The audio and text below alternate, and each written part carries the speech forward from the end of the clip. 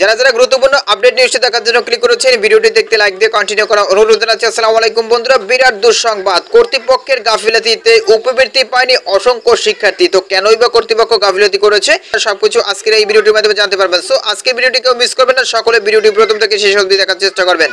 তাহলে চলুন মূল ভিডিওটি শুরু করা যাক। প্রিয় বন্ধুরা, মূল ভিডিওটি শুরু করার আগে বরাবর আমাদের ছোট্ট একটি রিকোয়েস্ট থাকবে, আপনি যদি আমাদের এই পরিবারের নতুন দর্শক হয়ে থাকেন, এরকম নতুন নতুন গুরুত্বপূর্ণ আপডেট নিউজ সবার আগে পেতে আমাদের এই চ্যানেলটি সাবস্ক্রাইব করে রাখুন। প্রিয় বন্ধুরা, এখানে দেখতে পাচ্ছেন শিক্ষা কর্মকর্তার গাফিলতিতে উপজেলার ৫,০০০-এর বেশি শিক্ষার্থী উপবৃত্তি পায়নি বলে অভিযোগ উঠেছে। নিচে একদম বিস্তারিতভাবে উল্লেখ করা হয়েছে। প্রতিবেদনে বলা হয়েছে, কিশোরগঞ্জের পাকুন্দিয়ায় সহকারী প্রাথমিক শিক্ষা কর্মকর্তা মোস্তফা কামালের গাফিলতিতে উপজেলার পৌর সদর সহ ৩টি ইউনিয়নের ৫,০০০-এর বেশি শিক্ষার্থী উপবৃত্তি পায়নি বলে অভিযোগ উঠেছে।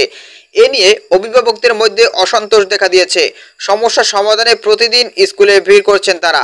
এদিকে শিক্ষা কর্মকর্তার দাবি, নতুন সফটওয়্যারে ধীর গতিতে কাজ করায় IPMIS থেকে বাদ পড়েছে শিক্ষার্থীদের নাম। জানা গেছে, দুটি ক্যাটাগরিতে সরকার প্রাক প্রাথমিক থেকে দ্বিতীয় শ্রেণী পর্যন্ত ৬ মাস পর পর ৯০০ টাকা এবং তৃতীয় শ্রেণী থেকে পঞ্চম শ্রেণী পর্যন্ত ১,৮০০ টাকা করে শিক্ষার্থীদের আর্থিক সহায়তা দেয়। সাধারণত শিক্ষার্থীদের মায়ের জাতীয় পরিচয়পত্র দিয়ে নিবন্ধিত মোবাইল ব্যাংকিং নগদ অ্যাকাউন্টে এই উপবৃত্তির টাকা পাঠানো হয়। গত ১৫ থেকে ১৮ জুন পর্যন্ত সারা দেশে উপবৃত্তি কার্যক্রম সম্পন্ন করার জন্য নতুন সফটওয়্যারে শিক্ষার্থীদের ছবিসহ তালিকার হালনাগাদ শেষ হয়।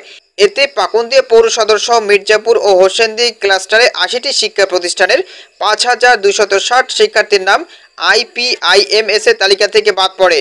এই ৩টি ক্লাস্টারের দায়িত্বে ছিলেন সহকারী উপজেলা শিক্ষা কর্মকর্তা মোহাম্মদ মোস্তফা কামাল। মির্জাপুর ক্লাস্টারের পঞ্চম শ্রেণীর এক ছাত্রের দিনমজুর বাবা রফিকুল ইসলাম জানান, সরকার উপবৃত্তির মাধ্যমে যে টাকা দেয় তা দিয়ে ছেলের পড়াশোনা খরচ চালান।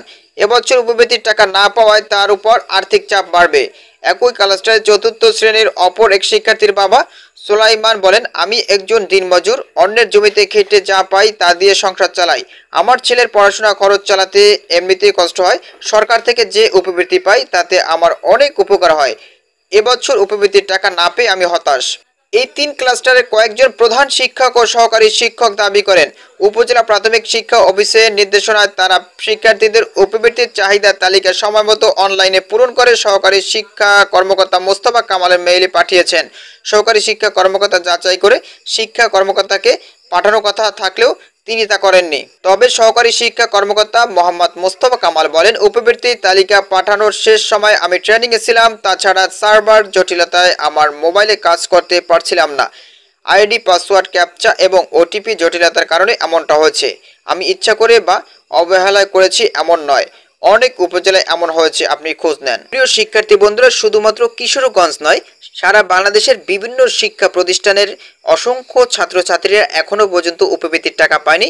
অনেকে আবার প্রথম ধাপের টাকা পেয়েছে বা দ্বিতীয় ধাপের টাকা পায়নি। এর কারণ হচ্ছে গাফিলতি, বড় ধরনের গাফিলতি হয়েছে, যার কারণে কিন্তু শিক্ষার্থীরা এখন পর্যন্ত উপবৃত্তির টাকা পায়নি। তো প্রিয় শিক্ষার্থী বন্ধুরা, এই বিষয়ে তোমাদের কি মতামত অবশ্যই কমেন্ট করে জানাবে। পরবর্তীতে নতুন কোনো ভিডিও নিয়ে তোমাদের মাঝে হাজির হবো। সবাই ভালো থাকবে, সুস্থ থাকবে, আল্লাহ হাফেজ।